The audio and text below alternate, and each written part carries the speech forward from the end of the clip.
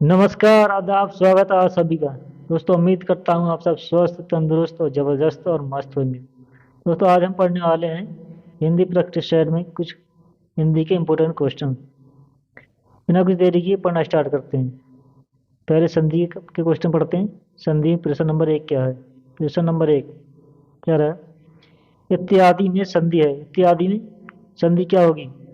इत प्लस यादि, इति प्लस यादि, इत प्लस आदि और यति धन यादि, इति धन आदि। इसका ऑप्शन नंबर, सही आंसर जो होगा ऑप्शन नंबर होगा डी। क्या होगा?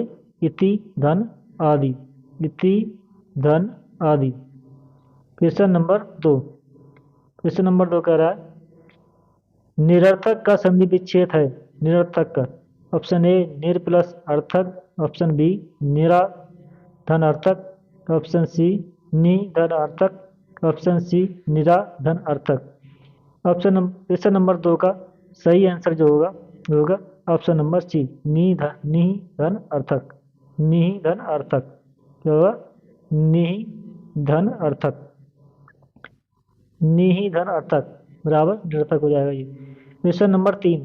परोपकार में प्रयुक्त संधि विच्छेद है। परोपकार में प्रयुक्त संधि विच्छेद है। ऑप्शन ए विसर्ग संधि है, ऑप्शन बी गुण संधि, ऑप्शन सी वृद्धि संधि, ऑप्शन डी गुण संधि डबल लग गया यहाँ, विसर्ग संधि गुण संधि यहाँ चौथी और मान लो कोई सी। तो ये आंसर हो जाएगा इसका। सही आंसर जो होगा इसमें क्वेश्चन नंबर 3 में जो होगा गुण संधि। गुण संधि कैसे होगी? परोपकार में संधि हो जाएगी इसकी गुण संधि। पर धन उपकार आ और ऊ लिखा बन जाएगा ऊ, हो जाएगा परोपकार। Question number 4। क्वेश्चन नंबर 4 का है दिगंबर का संधि विच्छेद है। दिगंबर का संधि विच्छेद ऑप्शन ए दिग दिग धन अंबर, ऑप्शन बी दिक धन अंबर, ऑप्शन सी दिग धन अंबर और ऑप्शन डी दिगन धन अंबर। ये ऑप्शन ए और सी में जो है दिग में ये सी वाला जो है इसमें दिग में ये हलंत लगना छूट गया। ये होगा दिग प्लस अंबर, इसमें इस तरीके से लिखा जाएगा। तो ऑप्शन नंबर कौन सा सही हो जाएगा इसमें? दिगंबर में दिगंबर की सही संधि जो होगी वो होगा ऑप्शन नंबर बी दिक धन अंबर। दिक धन अंबर। Question number 5। क्वेश्चन नंबर 5 में क्या रहा है? महोदय में संधि है। महोदय में कौन सी है? दीर्घ संधि है या फिर यह संधि है? ऑप्शन सी में गुण संधि, ऑप्शन डी में वृद्धि संधि। क्वेश्चन नंबर 5 का सही आंसर है इसमें होगी गुण संधि। गुण संधि। महोदय महाधन उदय, महोदय बराबर हो जाएगा महाधन उदय। महाधन उदय आ उ मिलकर बन जाएगा उ, ये हो जाएगी गुण संधि। Question number 6। क्वेश्चन नंबर 6 से हम क्या पढ़ते हैं? उपसर्ग और प्रत्यय हैं। क्वेश्चन नंबर 6 में है किस शब्द में आवा प्रत्यय नहीं है? किस शब्द में आवा प्रत्यय नहीं है? करें ऑप्शन ए दिखावा में, ऑप्शन बी चढ़ावा में, ऑप्शन सी लावा, ऑप्शन डी भुलावा। किसमें आवा प्रत्यय नहीं है? इसमें देखो इसमें भी दिखावा लगा है, दिख धन आवा, चढ़ धन आवा, भुला धन आवा की भुलावा हो जाएगा, लेकिन इसमें लावा में तो कुछ है ही नहीं, तो इसमें नहीं है। ये इसका सही आंसर हो जाएगा लावा। Question number 7। हिंदी में कृत प्रत्ययों की संख्या कितनी होती है? हिंदी में जो कृत प्रत्यय होते हैं उनकी संख्या कितनी होती है? Option A 20, option B 30, option C 42, option D 50। Question number 7 का सही आंसर है इसका 42। कितने होते हैं कृत प्रत्यय? होते हैं 42। 42। Question number 8। क्वेश्चन नंबर 8 में कह रहे हैं आयु में प्रयुक्त उपसर्ग जो है ऑप्शन ए ची, ऑप्शन बी चिर, ऑप्शन सी यू, ऑप्शन डी आयु। चिर आयु में प्रयुक्त उपसर्ग जो है ये है इसमें ऑप्शन नंबर बी का चिर, जिसे कहते हैं चिर धन आयु, तो हो जाए Chirayu. Question number 9। Question number 9 में कह रहे हैं पुरोहित में उपसर्ग है। पुरोहित में उपसर्ग क्या है? पुरोहित में उपसर्ग पुरस, ऑप्शन बी पुरा, ऑप्शन सी पुरा और ऑप्शन डी पुर। तो इसमें जो होगा पुरोहित में होगा उपसर्ग, इसका होगा पुरा। पुरा वाला आंसर बी, आंसर बी होगा पुरा तन हित। तो ये पुरा ये हो जाएगा पुरा पुरा धन हित, पुरा धन हित, तो ये नहीं जाएगा ये विसर्ग और इधर से ई मिल जाए तो बन जाएगा पुरो हो जाएगा, पुरोहित हो जाएगा ना, पुरोहित हो जाएगा। क्वेश्चन नंबर 9 में। Question number 10। क्वेश्चन नंबर 10 क्या है, कनिष्ठ में प्रत्यय है, कनिष्ठ, कनिष्ठ में प्रत्यय क्या है, इष्ट है या ऑप्शन बी इष्ट है और ऑप्शन सी षष्ठ, आधा षष्ठ, षष्ठ, ऑप्शन डी में सट। तो इसका कौन सा सही है, कनिष्ठ में प्रत्यय जो है क्वेश्चन नंबर 10 का सही है इसका बी इष्ट, इष्ट क्या होगा, ये वाला इष्ट, बी वाला आंसर होगा इसका सही। Question number 11। क्वेश्चन नंबर 11 में क्या है, समास है। तो पूछ रहा नीलकमल में कौन सा समास है, नीलकमल में बहुब्रीहि समास है या फिर बी शब्द बी में तत्पुरुष समास, ऑप्शन सी कर्मधारय समास, ऑप्शन डी दीर्घ समास। कौन सा समास है नीलकमल में, नीलकमल में बताना आंसर, क्वेश्चन नंबर 11 का आंसर। तो नीलकमल, नीला है जो कमल, यानी इसमें उपमान और उपमेय दोनों की बात की जा रही, तो इसमें कौन सा हो जाएगा, ये हो जाएगा कर्मधारय समास, ये हो जाएगा कर्मधारय समास हो जाएगा इसमें। Question number 12। क्वेश्चन नंबर 12 कह रहा है पीताम्बर में कौन सा समास है, पीताम्बर, ऑप्शन ए बहुब्रीहि, ऑप्शन सी द्वंद्व समास, ऑप्शन बी कर्मधारय समास, ऑप्शन सी द्विगु समास। पीताम्बर, पीला है अंबर इसका, इसमें कौन सा हो जाएगा, ऑप्शन नंबर इसका हो जाएगा पीताम्बर में पीता बहुब्रीहि समास, ऑप्शन नंबर ए पीला है अंबर इसका, पीताम्बर मतलब पीला है अंबर इसका, ये बहुब्रीहि समास हो जाएगा, इसमें दोनों पद प्रधान, पी तथा नंबर पीताम्बर हो जाएगा, दोनों पद प्रधान हो जाएंगे इसके, इसलिए बहुब्रीहि हो जाएगा समास इसमें। क्वेश्चन नंबर 3 तो 13। क्वेश्चन नंबर 13 करा युधिष्ठिर में कौन सा समास है, युधिष्ठिर, ऑप्शन ए बहुब्रीहि समास, ऑप्शन बी अव्ययीभाव समास, ऑप्शन सी तत्पुरुष समास, ऑप्शन डी कर्मधारय समास। युधिष्ठिर, युद्ध में स्थिर रहने वाला, इसमें कौन सा हो जाएगा, इसमें हो जाएगा युद्ध में स्थिर रहने वाला, यानी कि इसमें सारे दोनों पद जो हैं प्रथम प्रधान और दूसरा दोनों ही पद प्रधान है, इसलिए इस हो जाएगा इसका बहुब्रीहि समास, बहुब्रीहि समास मतलब ऑप्शन ए हो जाएगा इसका। Question number 14। क्वेश्चन नंबर 14 हम कह रहे हैं पंचवटी में कौन सा समास है, पंचवटी, ऑप्शन ए द्विगु समास, ऑप्शन बी द्वंद्व समास, ऑप्शन सी कर्मधारय समास, ऑप्शन डी तत्पुरुष समास। पंचवटी, पांच वटों का समाहार, इसमें प्रथम पद जो है संख्यावाची है, इसलिए संख्यावाची क्वेश्चन में होता है प्रथम पद, ये होता है दीर्घ समास में, दीर्घ समास में प्रथम पद संख्यावाची होता है, पंच पद जो है पंच जो है संख्या बता रहा है, इसलिए आंसर हो जाएगा इसका ए दीर्घ समास, द्विगु समास, द्विगु समास। Question number 15।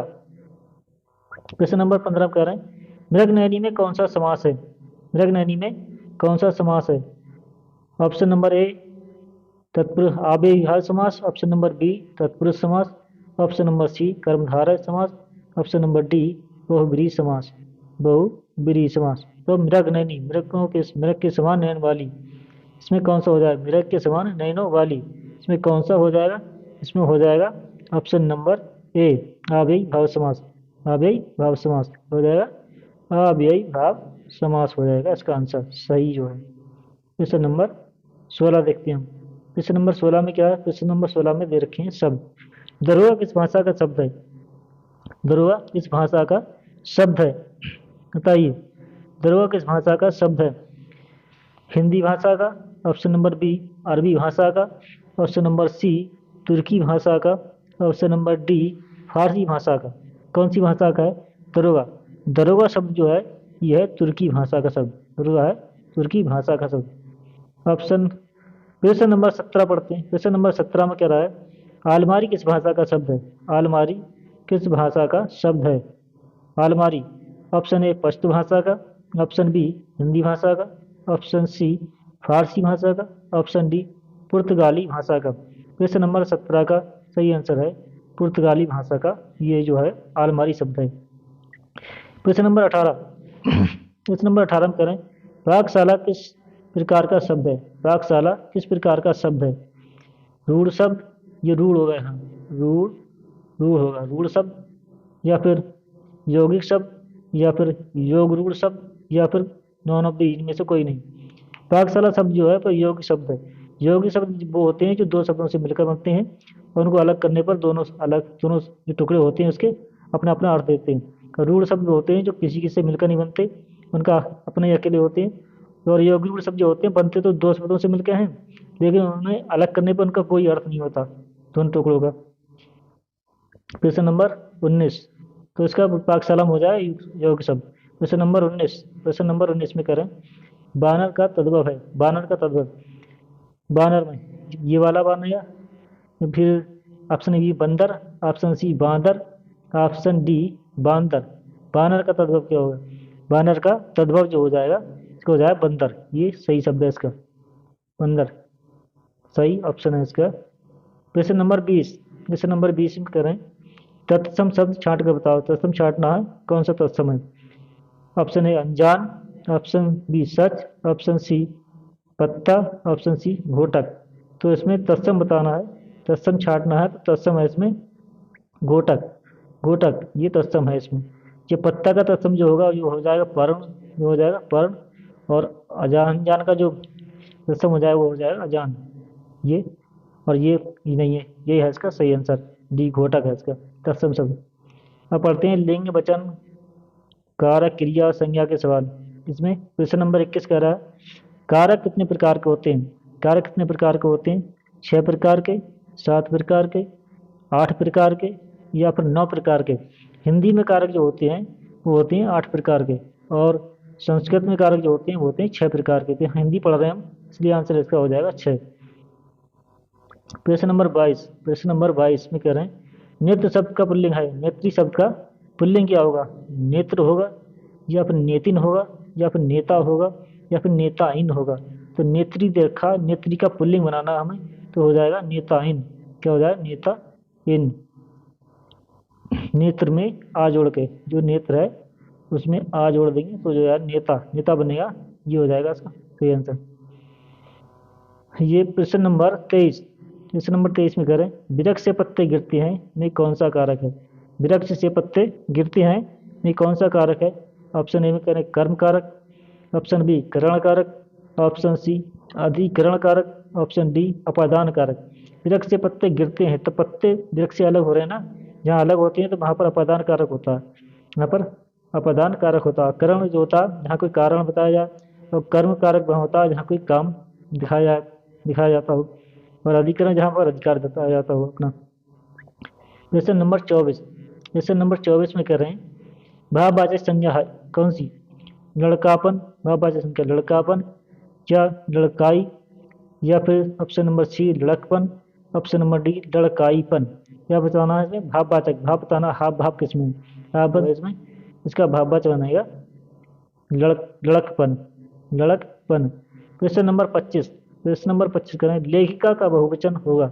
लेखिका, लेखिका का बहुवचन क्या हो? लेखिकाओं, ऑप्शन बी लेखिकाएं, ऑप्शन ऑप्शन बी लेखिका ए, ऑप्शन सी है लेखिकाएं, ऑप्शन डी लेखिकाएं। इसमें ए बना दिया है, इसमें या के ऊपर मात्रा लगी है, तो कौन सा सही होगा इसमें 25 का?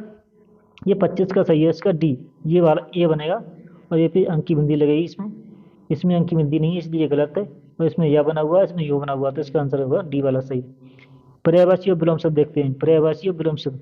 क्वेश्चन नंबर 26, यानी मरकट का पर्यायवाची शब्द है, मरकट क्या पानी है क्या, या पुत्र है, या फिर बंदर है, या फिर मित्र। मरकट, मरकट का जो पर्यायवाची शब्द है वो है इसमें बंदर। क्या है? बंदर। प्रश्न नंबर 27, प्रश्न नंबर 27 में कह रहे हैं, अनुचर का पर्यायवाची शब्द नहीं है। अनुचर, अनुचर का पर्यायवाची नहीं है। अनुचर कहते हैं नौकर को, तो नौकर कहते हैं सेवक को, सेवक और नौकरी कहते हैं चाकर को, और नौकर को ही कहते हैं भृत्य। ये तीनों नौकर के पर्यायवाची हैं, लेकिन निर्जर जो है झरने का पर्यायवाची है, ये इसका आंसर नहीं, ये गलत है, इसलिए यही इसका आंसर होगा। निर्जर जो है पर्यायवाची शब्द नहीं है इसका। प्रश्न नंबर 28, क्वेश्चन, आडंबर का पर्यायवाची शब्द है। आडंबर का क्या पर्यायवाची? ऑप्शन ए ढोंग, ऑप्शन बी तंबू, ऑप्शन सी दर्प, ऑप्शन डी आवाज, ऑप्शन डी आवाज। तो आडंबर, जो आडंबर दिखाता हो, आडंबर दिखाता हो उसे क्या कहते हैं? ढोंगी कहते हैं, और ढोंगी से बना ढोंग, तो इसका समानार्थी हो जाएगा इसका ढोंग, इसका शब्द हो जाएगा सही आंसर इसका ये हो जाएगा ढोंग, या ढोंग। क्वेश्चन नंबर 28 के बाद क्वेश्चन नंबर पढ़ते हैं 29, क्वेश्चन नंबर 29 कर रहे हैं। प्रश्न नंबर 29, उर्वर का विलोम शब्द है। उर्वर, उर्वर मतलब जो ऐसी मिट्टी बहुत ज्यादा उपजाऊ हो, उसका विलोम क्या हो जाएगा? उत्कृष्ट हो जाएगा क्या, या उन्मुख हो जाएगा, या फिर ऊसर हो जाएगा, या फिर अतिवृष्टि हो जाएगा। ये इसका हो जाएगा। उर्वर जो बहुत ज़्यादा उपजाऊ मिट्टी होती है उसे उर्वर कहते हैं, और ऊसर जो होती है जो बिल्कुल बेकार मिट्टी होती है, ये इसका उल्टा हो जाएगा। तो ये इसका सही आंसर हो जाएगा। और अतिवृष्टि मतलब जो बहुत ज़्यादा बारिश होना, उनमें का विलोम जो होगा वो हो जाएगा सन्मुख, और उत्कृष्ट का जो विलोम हो जाएगा हो जाएगा अनाकृष्ट। अनाकृष्ट। क्वेश्चन नंबर 30, ये 30 में करें। श्री गणेश का विलोम शब्द बताइए। श्री गणेश का विलोम क्या होगा? श्री राधा, ऑप्शन बी विनाश, ऑप्शन सी इतिश्री, option D none of the. इनमें से कोई नहीं। तो श्री गण मतलब किसी काम की शुरुआत होना, और इसका उल्टा होता है इतिश्री। इतिश्री से बोलो, इसका विलोम इतिश्री हो जाएगा, मतलब कार्य का समाप्त होना। ये इसका सही आंसर हो जाएगा। क्वेश्चन आगे पढ़ते हैं। क्वेश्चन नंबर 31 से पहले में क्या है? अनेक शब्दों के लिए एक शब्द है। ठीक है। थोड़ा जानने वाला क्या कहलाता? थोड़ा जानने वाला अल्पज्ञ, ऑप्शन बी बहुग, ऑप्शन सी मूर्ख, ऑप्शन डी अज्ञ। थोड़ा जानने वाला जो कम जानता हो उसे कहते हैं अल्पज्ञ। और बहुग बहुग होता है जो बहुत जानता हो, और मूर्ख तो मूर्ख कम जानता हो, मूर्ख तो मूर्ख है, बहुग बहुत जानने वाला, अल्पज्ञ कम जानने वाला, आगे मतलब अज्ञानी। क्वेश्चन नंबर क्वेश्चन नंबर 32 में कह रहा है, फेंक कर चलाए जाने वाला हथियार क्या है? फेंक कर चलाने वाला हथियार क्या भाला होगा, या फिर शस्त्र कहलाएगा, या फिर अस्त्र कहलाएगा, या फिर गुलेल कहलाएगा? फेंक कर चलाए जाने वाला हथियार जो होता है वो भाला नहीं कहलाता, वो कहलाता है अस्त्र। क्या कहलाएगा? क्वेश्चन नंबर 32 का कहलाएगा ये अस्त्र कहलाएगा, अस्त्र। अस्त्र। Question number 33। क्वेश्चन नंबर 33 में कह रहे हैं, वह स्त्री जिसका पति परदेश से आने वाला है। वह स्त्री जिसका पति परदेश से आने वाला है क्या कहलाया? कहलाएगी क्या? आगत पति का, ऑप्शन बी प्रेषित पति का, ऑप्शन सी परिव्रत्य पति का, ऑप्शन डी आगमस्यत आगमस्यत पति का। आगमस्यत पति का आने वाला ना, प्रदेश से आने वाला है तो उसका वो कहलाई आगमस्यत पति का, ऑप्शन नंबर डी आगमस्यत पति का। परिव्रस्यत पति का, ये जो है परिव्रत्य पति का ये है जिसका पति प्रदेश जाने वाला है। और प्रेषित प्रोषित पति का जिसका पति प्रदेश जा चुका है, प्रदेश जा चुका है। और आगत पति का जिसका पति प्रदेश से लौटकर आ चुका है, वह स्त्री। Question number 34। क्वेश्चन नंबर 34 करें, वह भाई जो अन्न माता से जन्मा हो। वह भाई जो अन्न माता से जन्मा हो, तो इसमें लिखा अन्न और माता। अन्न मतलब अन्न, और माता दूसरे पेट से, तो दूसरा पेट को कहते हैं उदर। तो ये हो गया अन्न, और ये उदर, ये हो गया अन्योदर। दूसरे माता जो जन्मा है तो हो गया अन्योदर। ये हो गया इसका सही आंसर। और सहोदर जो होता है सगे भाई को कहते हैं, और औरत जो होता है पुत्र को कहते हैं। अपनी ही बीवी से पैदा हुए पुत्र को दूरस्थ मतलब दूर का भाई हो जाएगा। Question number 35। क्वेश्चन नंबर 35 कह रहे हैं, गोद में सोने वाली स्त्री। गोद में सोने वाली स्त्री क्या कहलाती है? ये क्या कहलाई? अंक साहिनी, ऑप्शन बी अनिंद्रिय, ऑप्शन सी सिदित, option D none of the. गोद में सोने वाली स्त्री कहलाती है अंक साहिनी। क्या कहलाती? अंक साहिनी कहलाती है।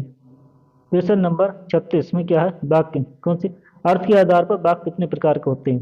अर्थ के आधार पर वाक्य कितने प्रकार के होते हैं? ये होते हैं 8 प्रकार के। क्वेश्चन नंबर 36 में अर्थ के आधार पर वाक्य होते हैं 8 प्रकार के होते हैं। वो ये कौन कौन से होते हैं? विधानवाचक वाक्य, निषेधवाचक वाक्य, और प्रश्नवाचक वाक्य, आज्ञावाचक वाक्य। ये इस तरीके के जो होते हैं 8 होते हैं मिला के। Question number 37। क्वेश्चन नंबर 37 कह रहे हैं, पूर्ण विराम है चिन्ह है वो कौन सा है? पूर्ण विराम चिन्ह कौन सा है?